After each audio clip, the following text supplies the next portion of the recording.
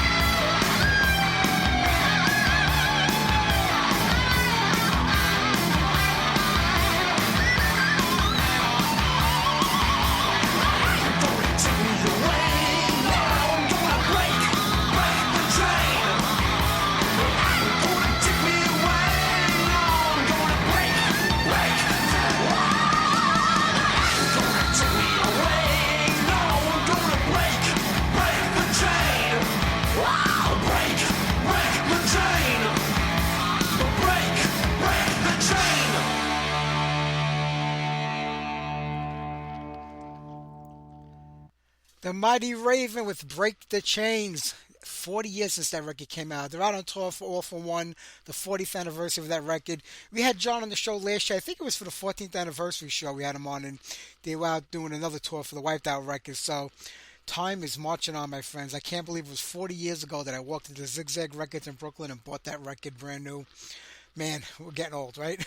All right, we got a great show for everybody tonight. Vinnie Moore from UFO, Jim Harris from Emissary on tonight's show.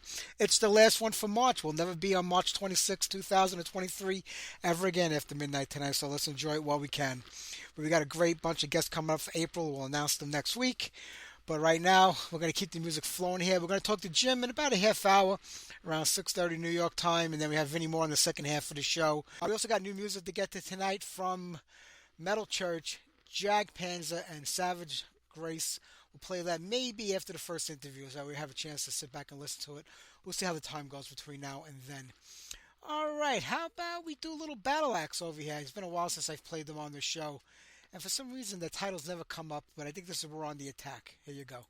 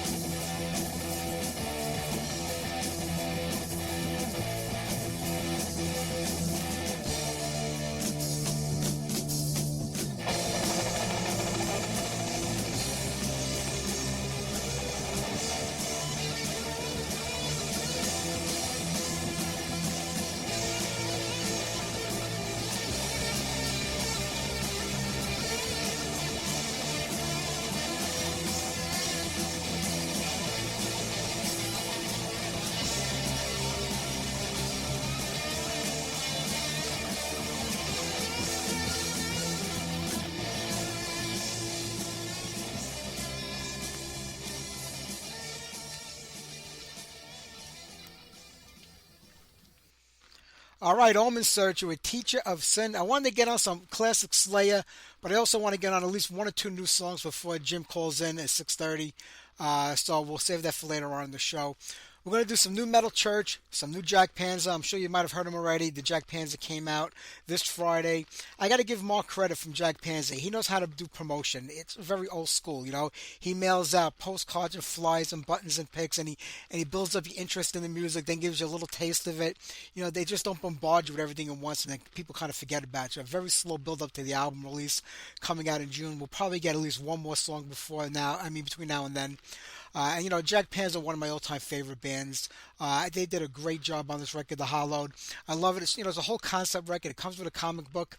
Is it the classic sound and ample destruction, Jack Panzer? No, but it's definitely a mix of everything they've done from the beginning up until now musically, and they've had a lot of different styles and sounds over the years. I think this kind of encompasses all of that, in my opinion. But before we play Jack Panzer, we'll play some brand new Metal Church. Pick a God and Pray is the song. You know, Mark Lopes is the new singer, and when they put out that little 30-second clip about a month ago, like giving everybody a sample of what was to come, I just didn't like it. I just couldn't get into it. It didn't sound good to me. It was very modern sounding. Now that I'm hearing more and more of the full songs, you know, Mark does a good job. I think you know, there are parts in the songs where he has a little bit of David Wayne sound in him, and a little bit where he has the Mike Howe. So vocally, you know, Mark is a great singer. There's no doubt about that. You know, he's playing with Ross the Boss these days for quite a while now, and he's doing a good job vocally. Musically, I know sometimes I hear a riff, I'm like, wow, that sounds like something off the first record or the second record. Then it becomes very modern sounding after that. Then it kind of goes back to a little bit of classic riffing. You know, so, you know, Metal Church never sounded like Metal Church after the first record anyway. I mean, so it is what it is, but I don't think it's too bad of a record. I'm looking forward to hearing the rest of it, and I'm sure we'll have Kurt on the show when the album comes out. So let's do brand new Metal Church, Pick a God and Pray, then right after that, new Jack Panzer, Onward We Toil.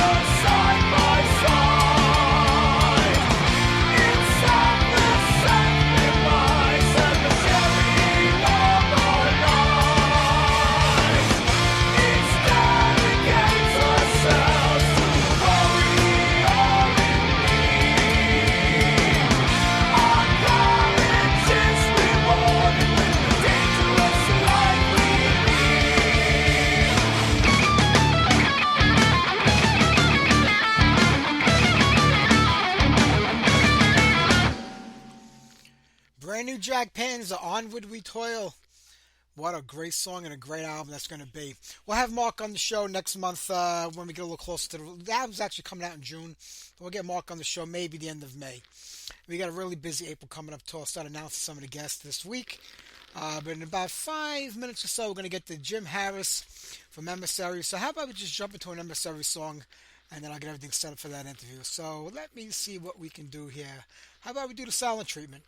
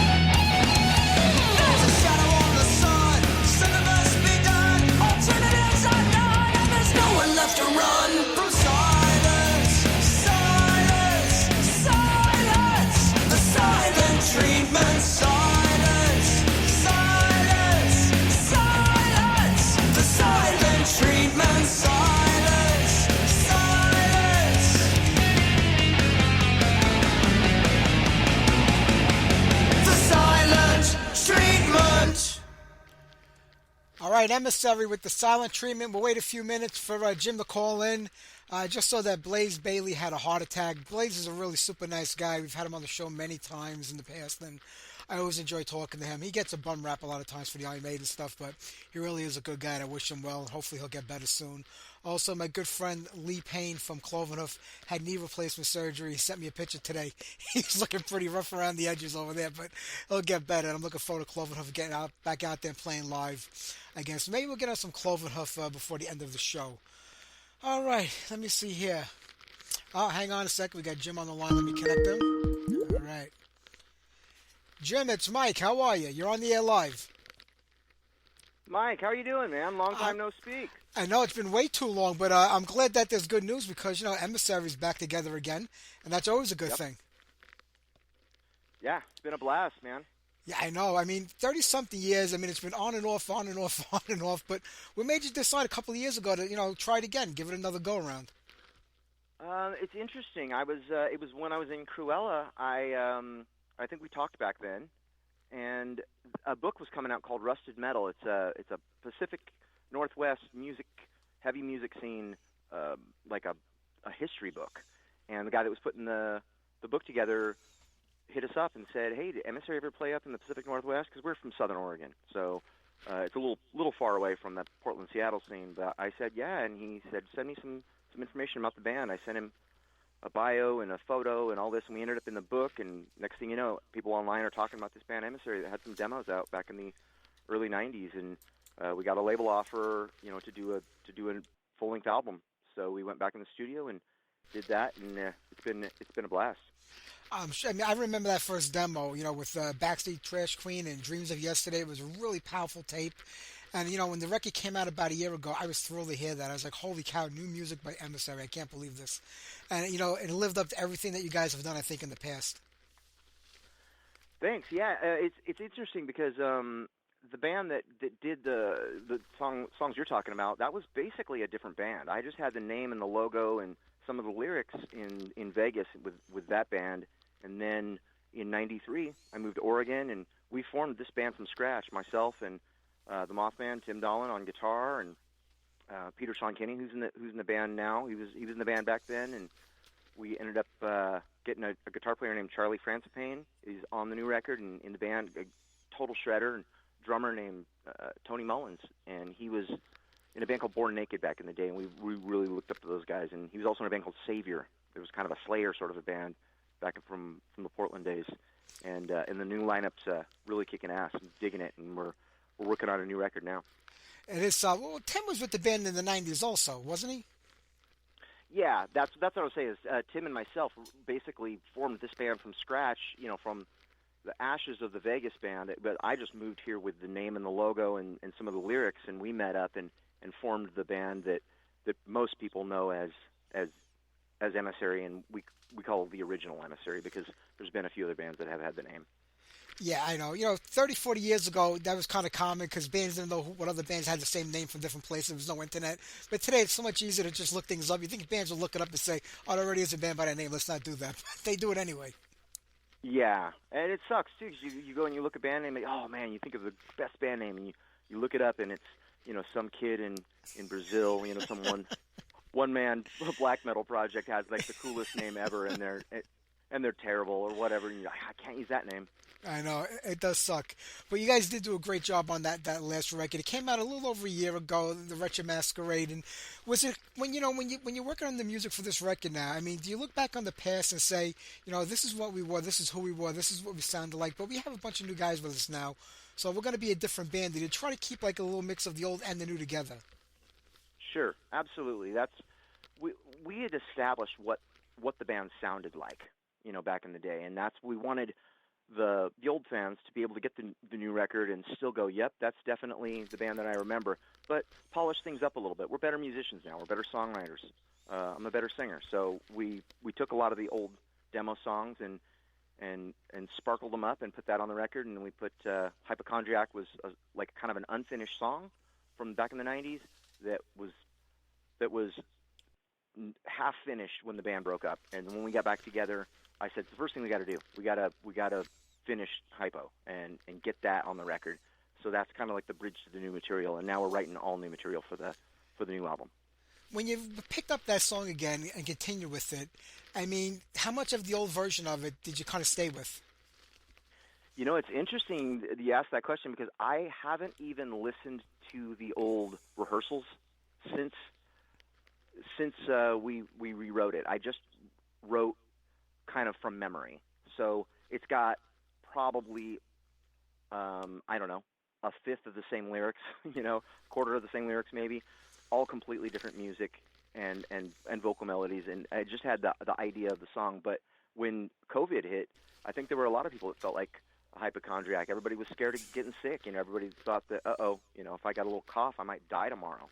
And, COVID was scary. So that was a little bit of the influence for putting that back together and having a song about kind of current events.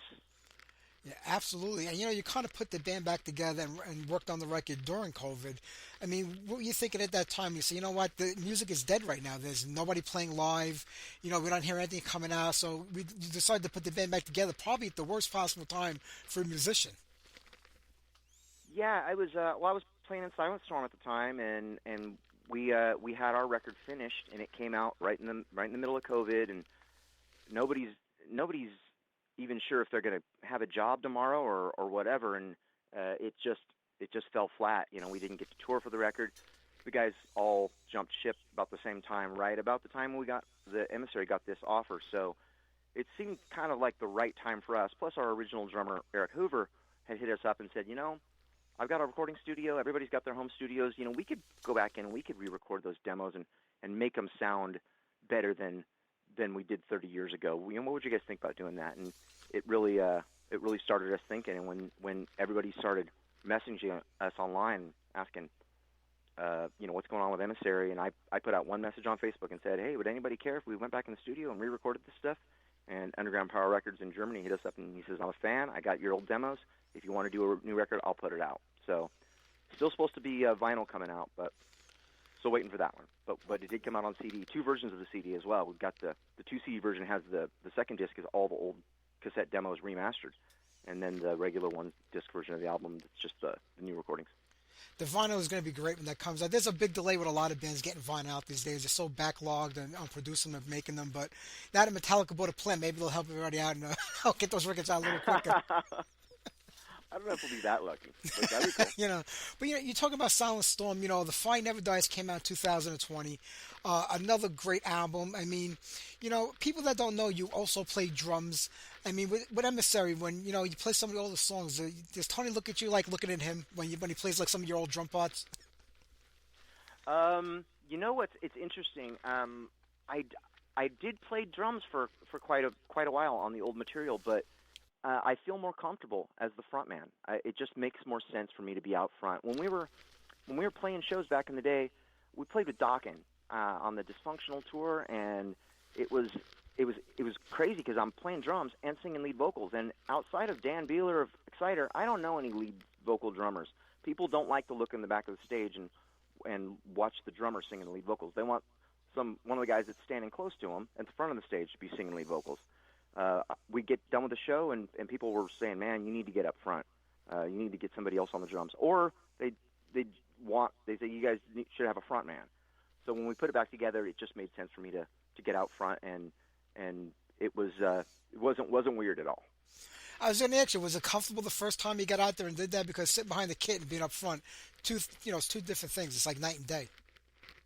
Sure, but with like Silent Storm, I was the drummer on the EP, and then I was the front man for The Fire Never Dies.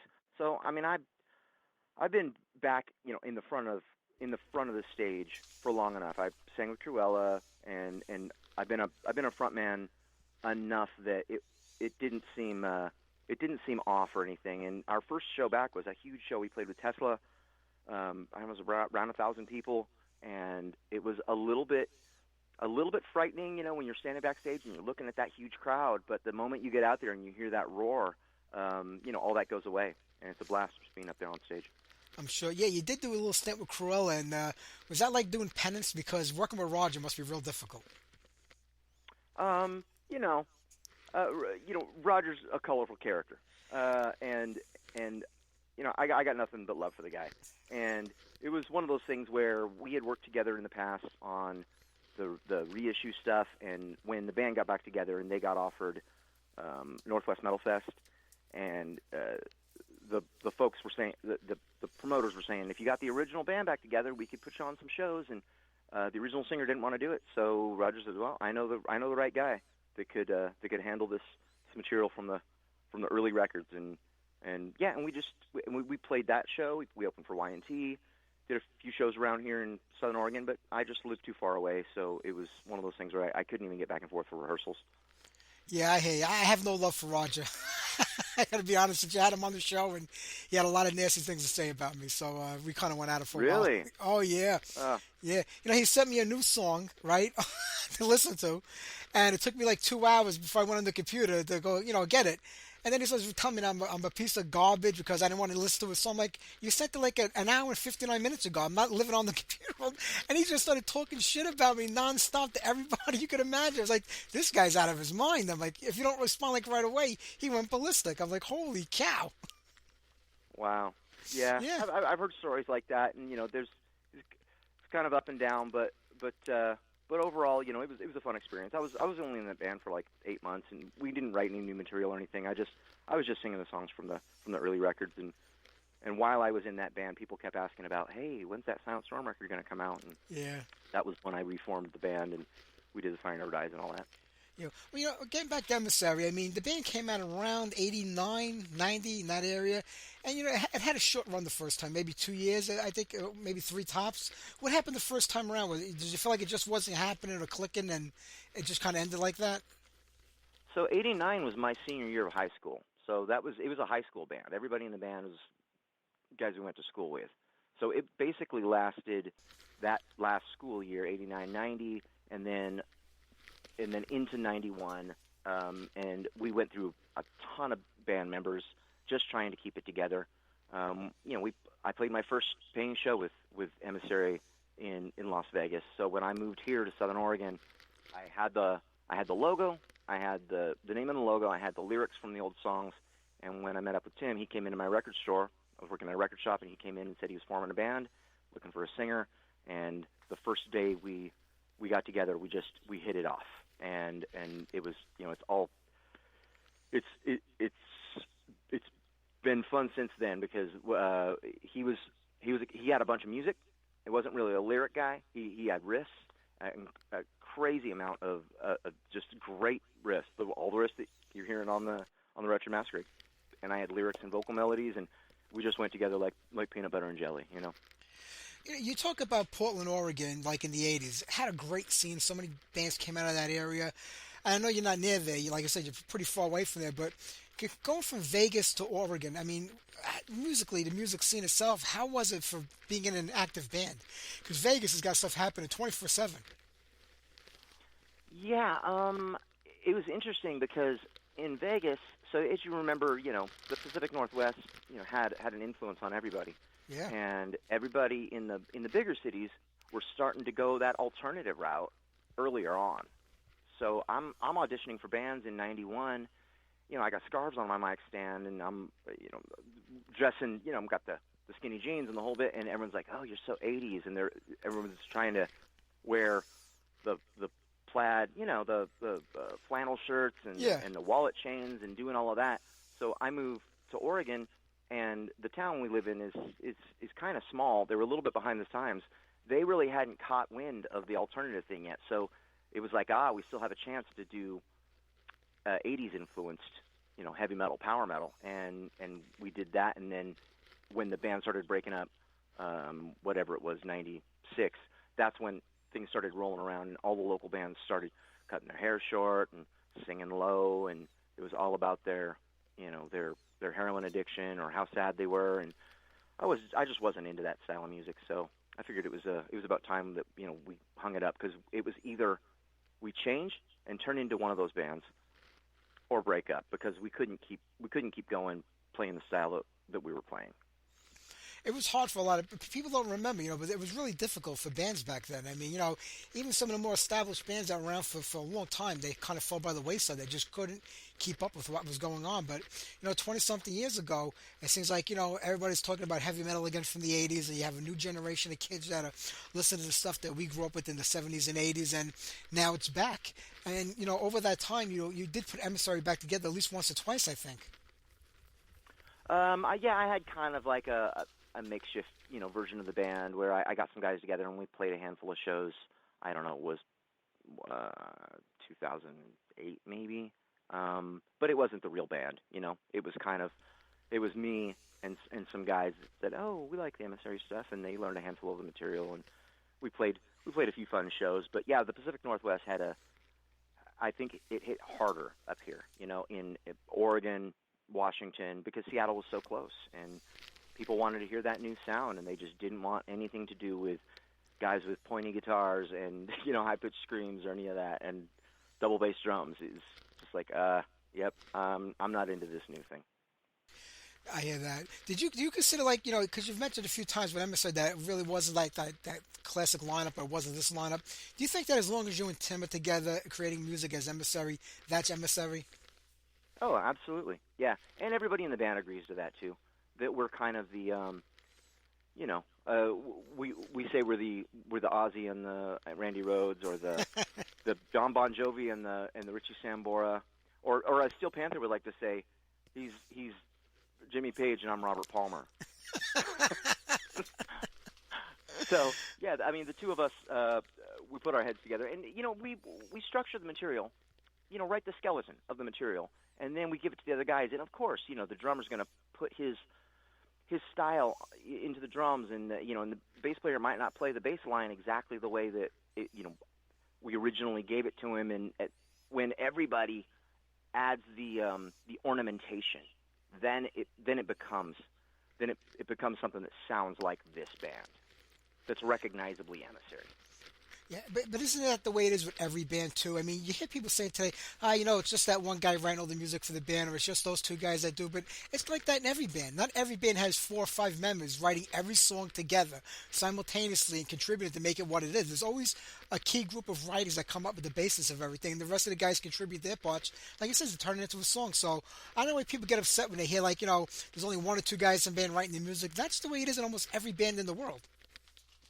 Yeah, I mean, I think Aerosmith's a good example. People know that it's Tyler and Perry, right? I mean, they come up with the material, but then when that drummer puts his stamp on it, and that bass player plays it that certain way, and the other guitar player puts his spin on it, it sounds like them, or Guns N' Roses, or whatever. I mean, Axl and Slash. I mean, everybody knows that those are the core guys. You can kind of you could switch out a couple of the other guys, and it would still kind of sound like Guns N' Roses. But it's I think it's a force to be reckoned with when you get all the right guys. You know what I mean?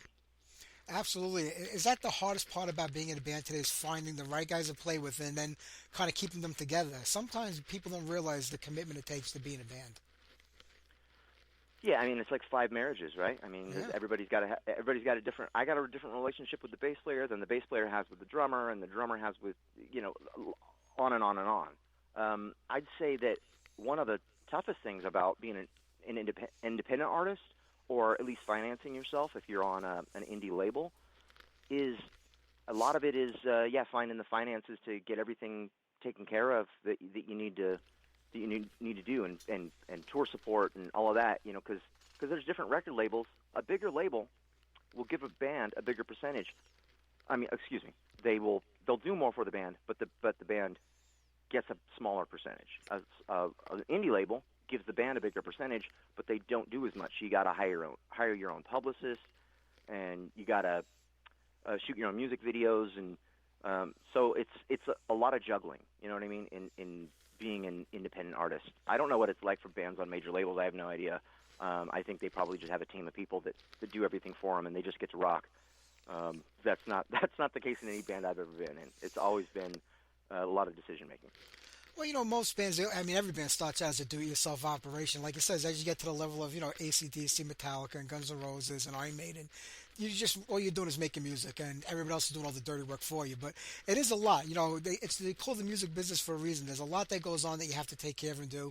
And the Wretched Masquerade, you guys did it all on your own. You were completely independent with the production of this record, right? Yeah, going into it, we submitted a finished product to the label. We got Don Yatomi, who'd done some work for Megadeth, a great cover artist. Got Doug Hill producing the record, and he worked with a lot of modern metal bands, Helmet and Mastodon, and worked with some of the guys from Neurosis. And he owned a record label for a while. And when we put the message out saying, "Hey, we're going to maybe do a new record," he hit me up and said, "I hope you hire me to do the new record." And it's one of the things I always say. It's not super fun to talk about, but it's one of those things where you have to know your brand. The way that AC/DC knows what AC/DC sounds like. An AC/DC record when you hear it, because they know what ingredients to use, and you hear it and you go, "That's AC/DC." I know that drum beat from every song, and I know the way that guitar sounds, and there's only 5 things that they write about. Yeah, or that's less. true. You know what I mean? It's like rockin' or partying, or you know what I mean? Like it's or the sexy girl or whatever. They just know Yeah. that. And so if Angus Young came in and said, "Hey man, I got a riff for you guys," and he started playing something that sounded like the Trooper, they'd say, "That sounds like Iron Maiden. That doesn't sound like AC/DC." They It's know true. their limitations. Yeah, and that's what kept them at the top of the game. I think they know they write for their fans. They know, like you says, they know what they need to do. Like Iron Maiden are in the same boat. Iron Maiden have put out the same record, for 40 years, just like AC/DC have, and that's what their fans want to hear. I mean, do you think that Emissary is in that same category where you know what your fans want, you know what your fans like, and you're going to deliver that time and time again, or do you ever get to the point where you say, I want to try a little something different with this record, or maybe with this one song?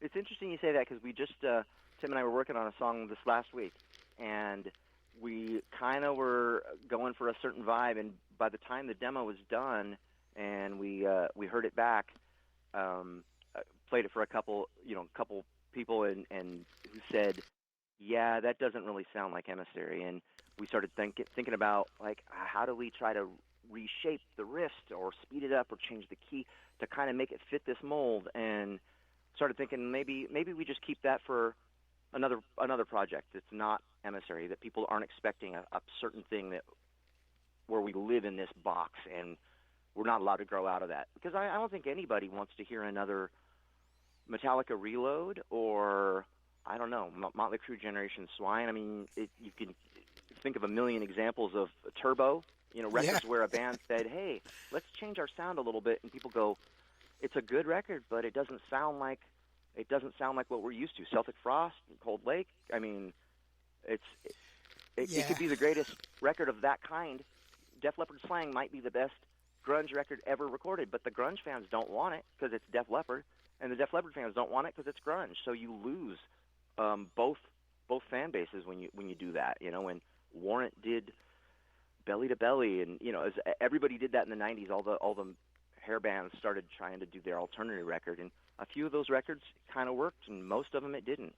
So we're conscious of that, of staying with the things that the fans like. sure. I mean, Anthrax are a prime example of that, in my opinion. They've literally changed their sound and style with every genre of music that's come in, whether it was rap metal, alternative metal, new metal. They just went with anything that came out at the time. Some stuff was was hit or miss with everything that they did, but they had their fan base out there. And it's true, you talk about like I am like Turbo. For people that don't weren't around, '86 hair metal just exploded, and every band wanted to glam this. So Ozzy was out there wearing the yellow and gold sequins on stage, running around barefoot with the teased out hair. Priest did Turbo, and the prime example, Celtic Frost. Where you take a band like Celtic Frost and try to hair metal them, Cold Lake. I mean, that just goes to show you how powerful the music was at that time, and how bands felt they were going to be left out or left behind if they didn't change to go with what was Yeah. happening. And it didn't work for Celtic Frost. It kind of killed their career completely. But other bands took a while to recuperate. Priest were at a different level than Celtic Frost, and so was Ozzy. So they were able to survive it, with a little bad press. But other bands that did that, they just died off. Yeah, I don't think anybody wants to hear Priest do a Bon Jovi record. And it's like that's Bon Jovi does Bon Jovi well, And I think I heard Kiss say when they did Revenge it was Gene's idea, and Paul said, we're not going to out Metallica. Like Kiss does Kiss well. Let's just keep doing Kiss stuff. Let's not try to change our coat and turn into that. So you got to be conscious of that. Try to go with the times a little bit so people recognize that you understand what you're doing. And with the new wave of traditional heavy metal in the last few years, I think there's tons of opportunities for guys, young guys, old guys. I mean, anybody that wants to make a old school metal record, can make a new old school metal record, and it can sound like Dokken, or it can sound like Metallica, or whatever. Like in our case, people always say Annihilator, Flotsam and Jetsam, and then I think that's bridged with the sort of Laws Rocket, Heathen, like old school power metal mixed with melodic thrash, and that's our groove for sure. Well, a lot of it, I think, also has to do with your vocals too. You know how to sing. You're a good singer, and you put that Thanks. metal into all the songs with those intense riffs, and it's a great combo together. Yeah, I was never a fan of the real guttural vocals. Just never was, and I'm still not. And if people are, cool. I'm glad you like that. I just don't. I don't like when, I hear a Cookie Monster singer that's just all singing one note the whole time. I want to hear some melody. So I sing the songs the way I'd like to. If I were to buy the record, the way I would want the singer to sound. I mean, to the best of my ability, of course. Oh, absolutely. I think the Retromaster actually came out about a year ago today, or around this time last year. I know it was March. So, I mean, it's got a year under your belt, the new record. Is there something you're looking at for 2023 or maybe, next year? Yeah, as a matter of fact, we're working on a new full length now. We're going to release a digital single in advance with probably a lyric video right before we hit the road. We're going to be playing with Sebastian Bach in end of May, and trying to book some shows around that. And the digital single will be out, and it's going to have artwork that goes along with the name of the song, kind of like how Iron Maiden would do that with Aces High, and they got Eddie as a fighter pilot, or the Trooper, and he's out, Yeah. He's the War Eddie or whatever. We got our character, our mascot on the cover. We call him Rodney Dangerface, and he's gonna be in a little bit different a different situation than he was on the first record, and that's gonna go with the lyrics to this song that we're releasing, and then later in the year we are dropping a full length album. And then that's going to be great. Looking at touring next year too, because I mean you gotta plan this stuff way in advance, So we're already talking about the shows we're gonna be playing in 2024. Hopefully we can get overseas. There's a million great festivals that I think that we would do well on, all over the place. But it's expensive getting overseas by yourself and getting yourself around, It's expensive getting to the state right next to you today. I mean, so many bands are having so many problems out there because of the finances and the money and the economy the way it is. The prices have gone up. I mean, Loudness just canceled the European tour because they just said they were getting priced out. They just couldn't do it. Now, when you're a band at the level of Loudness, and Godsmack last week canceled the South American tour because they couldn't sell enough tickets to pay for everything to get them down there. It's rough right now. So when you're looking to book a tour, I mean, are you looking to buy onto like a bigger tour where you're going to go out there and maybe recoup your money, or just try to stay local and do shows within the area that you could drive to? We're looking at a bunch of different options right now. I've been talking a lot to we're friends with Mark from Jag Panzer, and he's been doing this for. And how many years they've been doing this? Like many, many, many years, and they always get overseas and do their shows. And I asked him recently about if we were going to try to get over and maybe do a European run, what things do we need to be thinking about? And I've got a spreadsheet just full of details of things we gotta think about if we're going to try to get over and do that. He also mentioned that if you're going to play South America, the first thing you got to realize is they're going to bootleg your merch. Like you're going to get there and they're already going to have your merch table set up, and another guy's going to be selling the same shirts that you have for $4 a piece. You're not going to make money from merch. So depending on where you go, you gotta play it smart. You gotta make sure you pinch the right pennies and make everything work. America, we've done some stuff. Last year we went back to Chicago. We played the Legions of Metal Festival with Riot and Nasty Savage and Sogfag and Greyhawk and Silver Talon. It was a blast, and we rented a tour bus, went across America and went sightseeing, and it was a lot of fun. But it's stuff that's expensive, So yeah, keeping it regional seems to make sense when you're smaller. But two of the guys, Tim lives in Denver, and Charlie, our other guitar player, he lives in Wyoming. So they got to fly in for shows. So they're going to be flying in for this Sebastian Bach thing. Three of the guys live here: myself, Pete, and Tony. So. Well worth flying in for that show. It should be a great one. Jim, I'm going to let you go because I want to play some more music. I have another guest waiting in the wings. But when the new record comes out, come back on here. We'll do this all over again. We'll promote it. And hopefully one day Emissary can make their way to the East Coast. I'd love to see you in the New York area. Beautiful. That would be awesome, man. I'd love to do that. Thank you so much for your time, and thanks for the support, brother. You got it, Jim. Take care. Have a great day, my friend. Bye-bye. Thanks, man. Bye. All right, let's get on Rule of Defiance. And we got Vinnie Moore coming up right after this.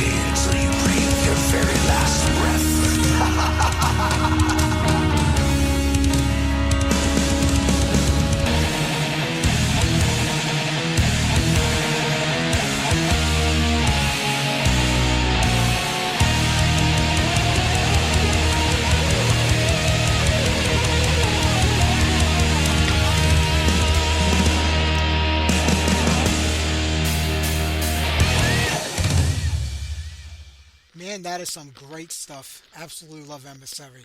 All right, we're going to get to Vinnie more in a few minutes. I want to get on a couple of tunes before we get to Vinnie. We got to get on some new Savage Grace also in there. We'll get on some classic music, then we'll talk to him.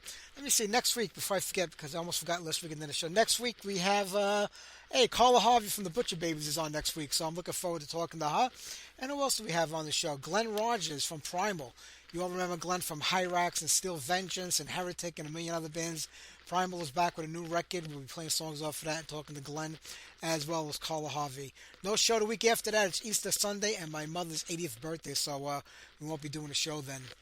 All right, let me see here.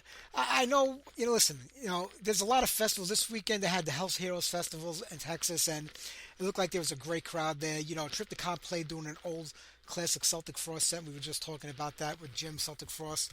I was lucky enough to see the original lineup of Celtic Frost in '86 when they came to New York and played at Lemoore. But I don't know. I mean, putting on a festival today, especially these underground festivals, it takes a lot of money. There's a lot of work involved in it.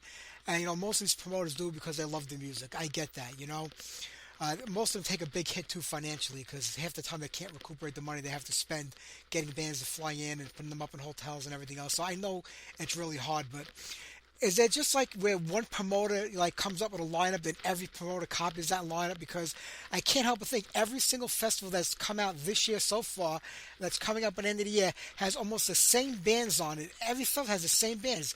This year the flavor is Excited and Toxic.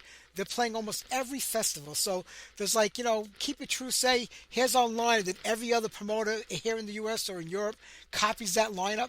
I mean, I mentioned this a few weeks ago, Riot 5. Riot 5 have played on every single festival so far this year, and they're on every single festival left to come out before the end of 2023.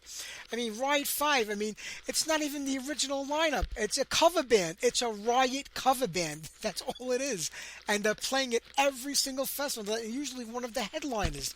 They just announced the LA Hell's Gates Festival. Who's on the bill? Riot 5. Legions of Metal, Riot 5. Blades of Steel, Riot 5. If it isn't Riot 5 because they can't get them because they're on another festival, they get Riot City or Riot Act. As long as there's a riot in it. Listen, if you're in a band, put Ride in your name and you'll get on any festival that you want. It's the Ride festivals. I mean, Visigoth is another band that's on every single festival. I'm talking about Hell's Heroes from a little while ago. I think they had 5 of them. Maybe one got canceled because of COVID or 2. I'm not really sure. I don't remember. But out of the 5 festivals, Exciter's headlined 3 of the 5 festivals. Satan has been on, I think, 2 or 3 of the festivals. Visigoth, Riot City. I mean, the same bands at every freak Hellstar. Every single band. They just keep repeating them. You have Emissary. Put Emissary on one of those festivals, on one of those bills. They just keep repeating the same bands over and over and over again. It's just mind-boggling. And Toxic is the other band this year. Toxic and Excited, I should say, are the 2 bands that are getting signed to every festival. Now, why would I spend thousands of dollars going over to Germany to keep it true? Even though they got the only different lineup, I think, this year, compared to those other festivals. They went with a whole bunch of different bands this year.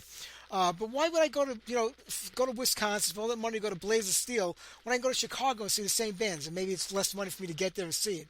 Is it exciting doing a different set from one place to the next? No, not really. Neither is Toxic. These bands have their play sets and they just played them.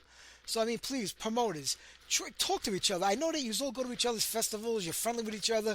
Why don't you just get together in the beginning of the year and each one say, hey, here's what we want to have this year. Who we're trying to get. And maybe you can all agree not to book the same bands as each other. Give us something a little different. There are so many bands out there. You don't need to book the same exact bands. And please stop putting Riot 5 on every fucking festival. Every single one. They're a cover band. They are a cover band. They belong on the Replica Rising Festival, with Autograph, who have no bands. Then we can have like a do or die competition between Death to All and Left to Die, who's the best death cover band. And, Quiet Riot and Carnivore AD going against each other, saying if they do a better Carnivore set or a Typo Negative set. There's enough bullshit out there. Let's book some different bands on these festivals. All right, enough of that. Okay, let's do a set of music, and then we will talk to Vinnie more from UFO. All right, let's do Max Havoc, Bound for Hell.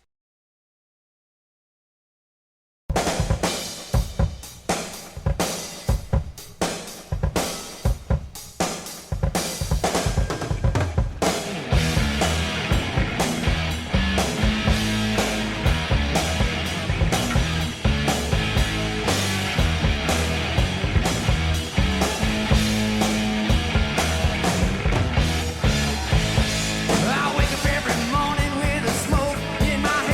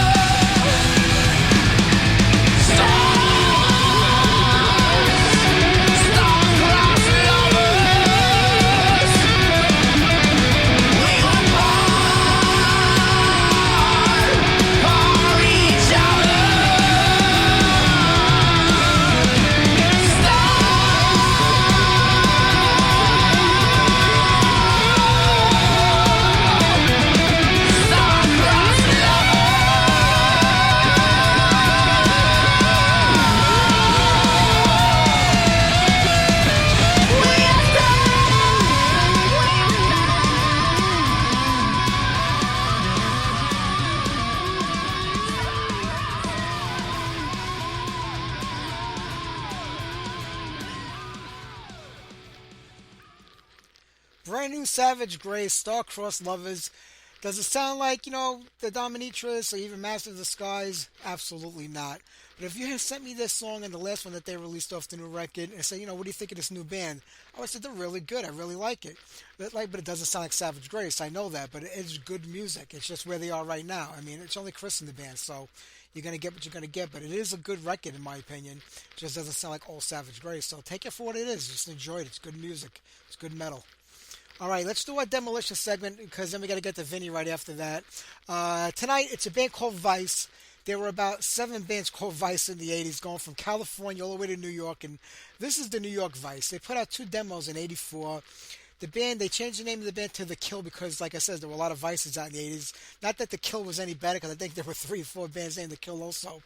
And most of that lineup, I think, outside of Ken, the guitar player, went on to form Life of Crime right after that. So from like 83 to 87, this band kind of existed in one form or another under different names.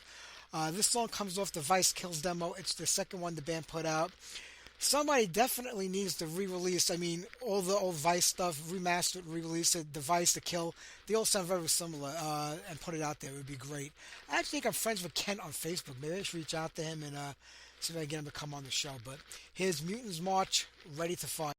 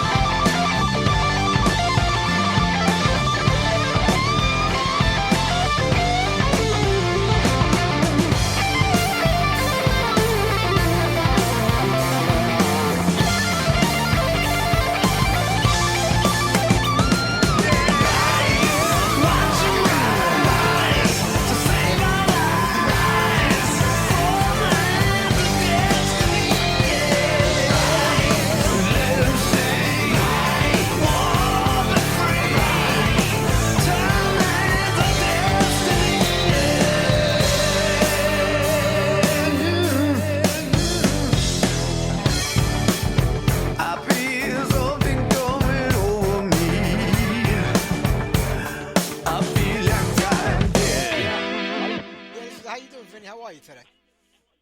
Doing great, man. Good to talk to you. You too, man. I have to tell you, big fan of yours going back to the Vicious Rumors days. I know they were a long time ago, and you've done a million things since then, but what a great job on this new record, Double Exposure. Thanks so much. Man, that's way back. I think I was like 22 for that one. You know, we were all kind of kids back then. We're getting older. Absolutely. I thought I was so old and knew everything at that point. It's insane. Now you look back and it's like, wow.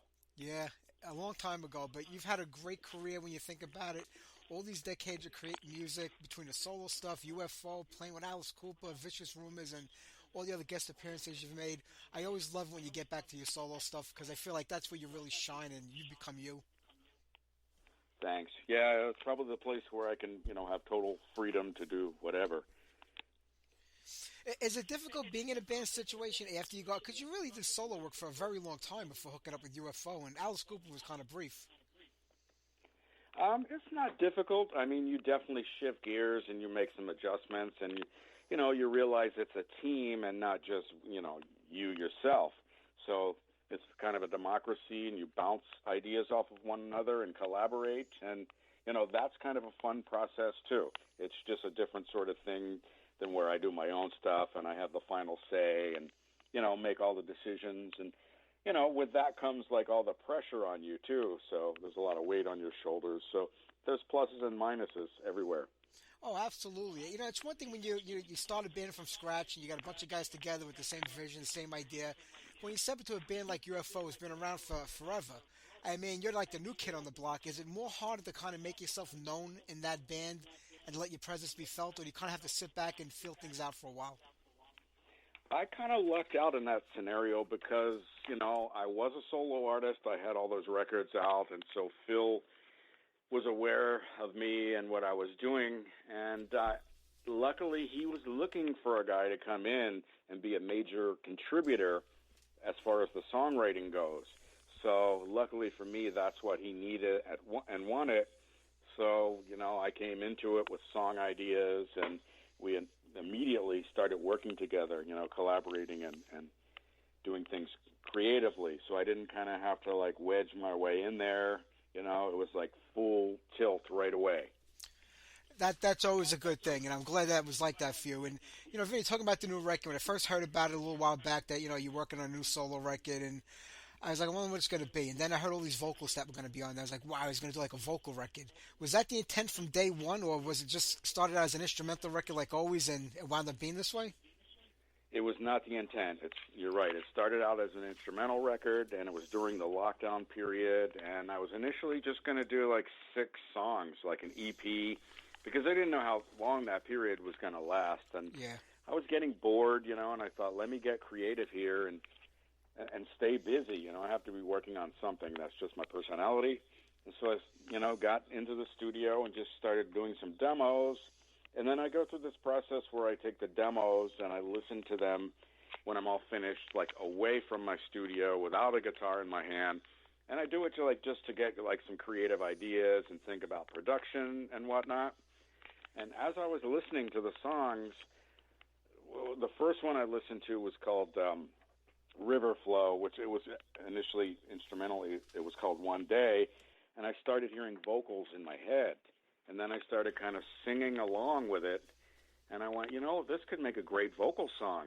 And then I kind of stored that in the back of my mind, and I continued listening to the other songs, and I realized, like, every one of these could also be a vocal song. It's more like straight-ahead rock, and so the idea was born to, like, what if I, like, got some friends of mine who are singers to sing on all these songs, and I could, like, do 2 versions of the same song.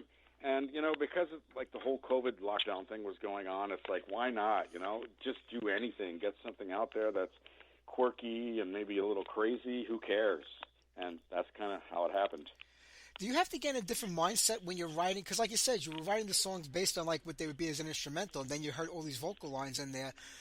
But when, I always feel like as great as a shredder as you are, as amazing as you can be on the guitar, all your songs had a lot of structure to them anyway. There was like a chorus-verse type thing where anything could have had a vocal line put into it because you didn't just focus on your solo and what you could do to impress people. You made the song have structure and balance. Thank you. That's a compliment, and that's definitely true because I've always been like a really organized person. I'm a little OCD, actually.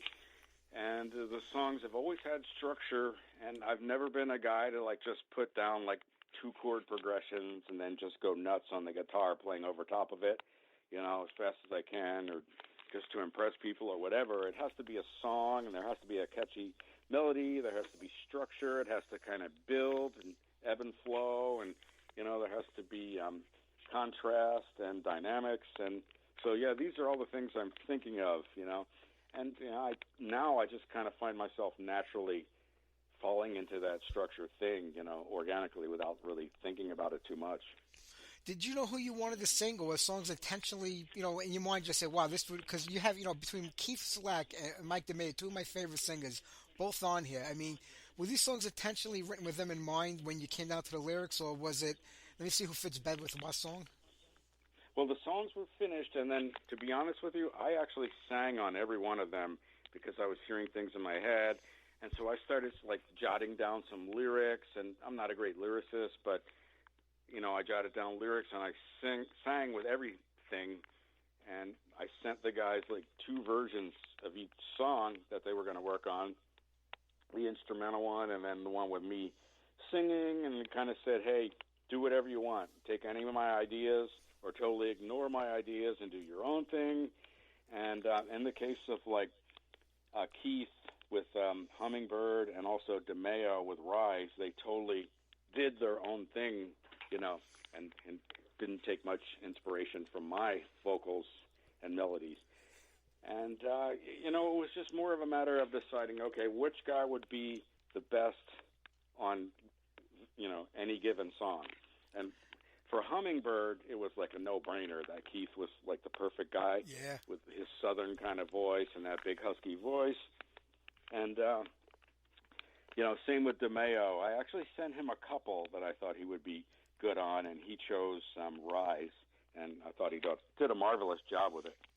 Oh, absolutely. I mean, so you're very open to like people like contributing to what you have to do, because a lot of groups and bands, when they put out solo records, they've got such a distinct vision and they don't like being deterred from it. They want it to be their way and only their way. Well, you're very open to people. So when you get these songs back from them, were there any that you were kind of disappointed in and said, it's not really what I was looking for? No, I anticipated that, and I thought it was going to happen. Like, well, you've done a great job, but you haven't quite hit the nail on the head. Yeah. But I lucked out, and everything came back to me and made me smile when I heard it. And, it's not always going to be like that. You're always going to, like, get things back and think, hey, that's not what I, was thinking, and it's kind of taking it in a different direction. And sometimes you can be closed-minded, and, that direction could be a cool thing. So you kind of have to learn how to lay back if you're not happy and give things a chance to see if maybe you'll like it eventually. But, I was lucky with these guys. They heard the songs and did the right thing for the song.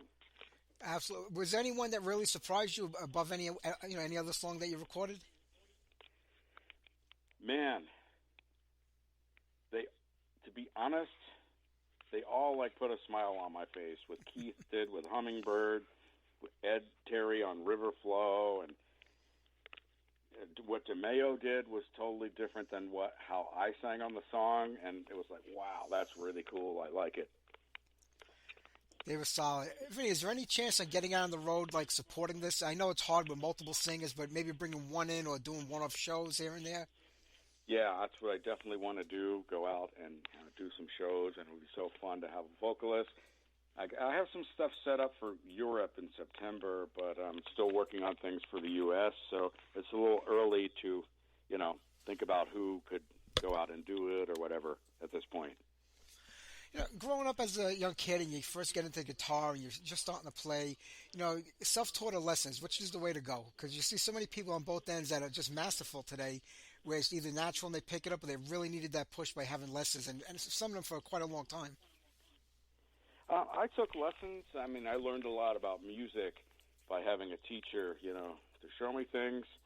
But I think it's important to balance it out and let some of the natural ability shine through too, not to get lost too much in theory or the regimen of things. I mean, you got guys like Eddie Van Halen who never took a lesson, and, you know, he was a genius on guitar. So, you know, there's something to be said for that, too. But, you know, I try to just, like, take everything in and, you know, but just let my playing shine through naturally as well. You know, everybody knows you from, like, you know, from all these rock and metal bands that you've played with, but there's so much more to your music. And, you know, as a songwriter, as a musician, do you really have to branch out and experiment and try different things to, you know, to kind of master your craft? Or can you find it all in that one genre that you're fond of?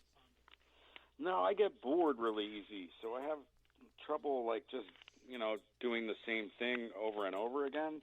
I have to, like, explore new areas, musically, and try to, you know, go in different directions and do different things and be inspired by new things. Otherwise, it's like, man, I just don't want to play if I'm doing the same thing I did, you know, 20 years ago or whatever. So to keep it exciting, you know, and refreshing, I have to just kind of try new things.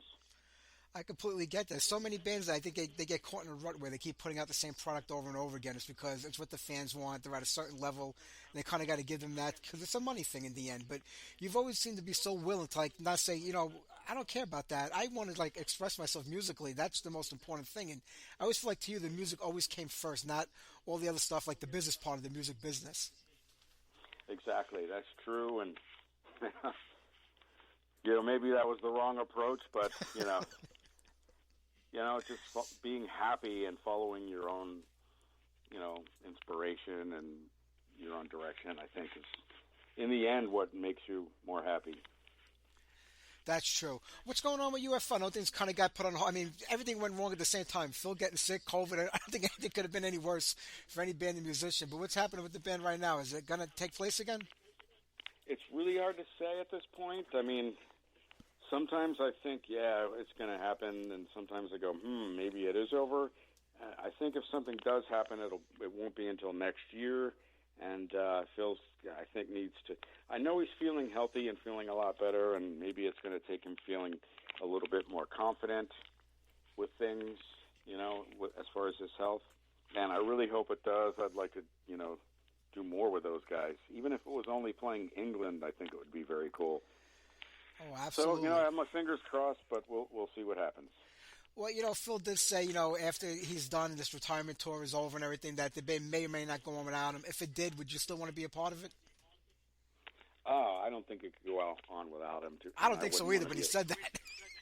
He said that? Yeah, he said that in an interview. I really think it's, like, pretty much been his band over the years. You know, he's the only guy that's been in it since it started. It's been his voice. And, you know, I think it would be time to let it go after he's done with it. Seems like today everybody has to keep things going no matter what because it's the only way to make money. But, Vinnie, looking back on your whole career, I mean, you know, going back to Mind's Eye, Time Odyssey, Meltdown, Out of Nowhere, The Maze, and all the other records, I mean, do you feel like you were in a zone at a certain point in time where everything just kind of fell together? Was every album a struggle in its own right to get to where you wanted it to be? I think, like, the creative process is always, like, a bit of a struggle. I mean, some songs are more of a struggle than others. Some songs just kind of flow out and they're easy. You know, and they're the ones I like the best because they seem most inspired, and when it's easier, it's better. You don't struggle with things. But struggling with songs can be part of the process, too, and you can arrive at a place, you know, a different place from you know, having to, like, think about things more, too. So I guess it's all part of the game, and, you know, I just kind of go with the flow and try to make a song happen no matter, you know, what I have to do to get it to come out.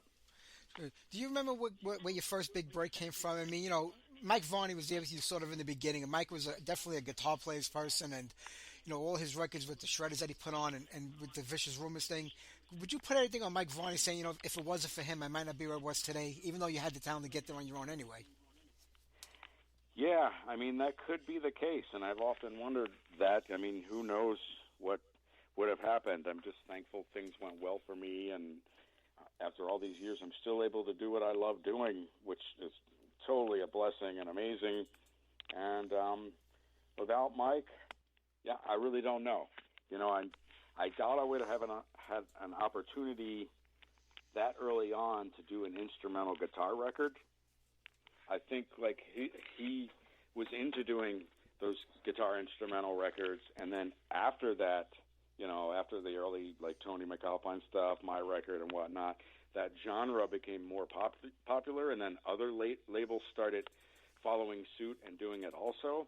And, you know, without his label, I don't know if that whole thing would have ever happened at all. You know, you never know. Yeah, I don't think Mike Vinnie gets enough credit for those records he put out, especially instrumental ones. You're right, the whole scene seemed to have exploded after Joe Satriani came out with Out of This Earth. After that, it just opened up the whole field wide after he put that record out. Definitely. Then you had a lot of other labels like kind of jumping into the game. And who knows, you know, if that would have happened. True. Hey, Vinnie, I'm not going to keep. I know you got a whole bunch of these things to do today. I'll give you a breather between now and the next one. But what an amazing job on Double Exposure. I know you said you're going to get something going in September.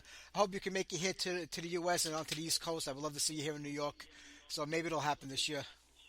Thanks, man. I hope so, too. Just love playing and need to get back out there again, especially since UFO is not really doing anything playing-wise this year. I definitely need to get my on-stage fix.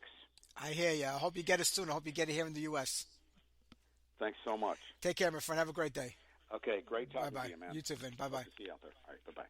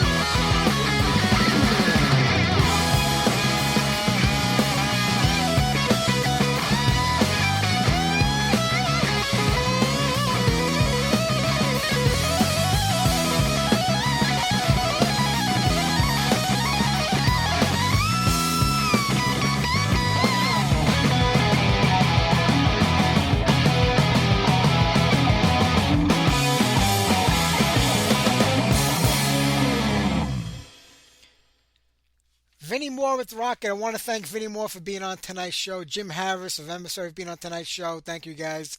Next week, Carla Harvey of Butcher Babies and Glenn Rogers of Primal. Don't forget to tune in next Sunday night at 6 o'clock. We're going to wrap it up here tonight. One more tune to go.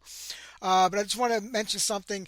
Back in the 80s, I played in a hardcore band called Stillborn. We were part of the New York hardcore scene. And Chris Bunkley, who had a magazine called, Chris Bunkley had a magazine out back then, and so did Mike Bromberg, better otherwise known as Mike Bullshit.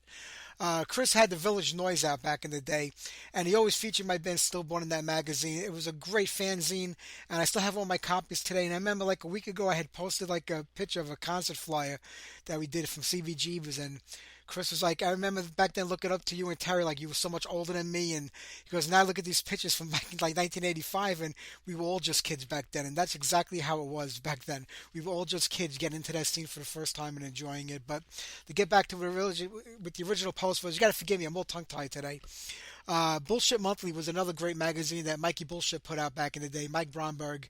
It used to be 25 cents. He used to cut and paste things. I looked like a ransom letter, his magazine. Everything was cut and paste from other magazines put on there.